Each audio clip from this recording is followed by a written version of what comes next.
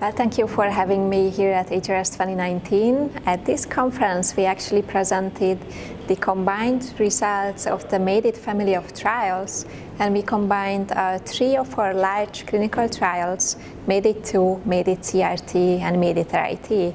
And these studies included a total of 4,066 patients. And we found that in the early MADIT studies, there was a higher rate of ventricular arrhythmia events as well as deaths as compared to the MADIT studies that were conducted later, MADIT CRT and MADIT RIT, even though these studies included a less sick patient population, and they also utilized cardiac resynchronization therapy.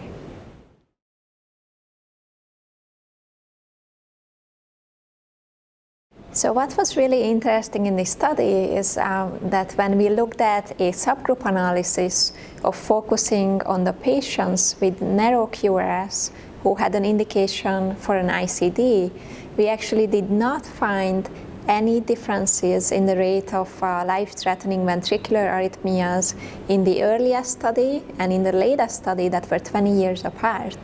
However, when we looked at the wide QRS patients who had an indication for cardiac resynchronization therapy device, we found that cardiac resynchronization therapy was associated with a significant reduction in the risk of life-threatening ventricular arrhythmia events.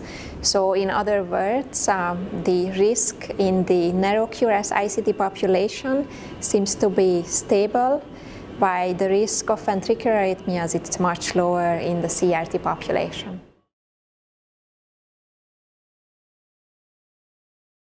Well, I think this trial is really important because recent studies suggested that there is a perceived decline in the rate of sudden cardiac death and potentially a decline in ventricular arrhythmia events due to improved medical treatment of patients today. But our study also indicated that this is also likely due to the use of cardiac resynchronization therapy device. And on the other hand, ICD is still a very valuable therapy for patients with a narrow QRS.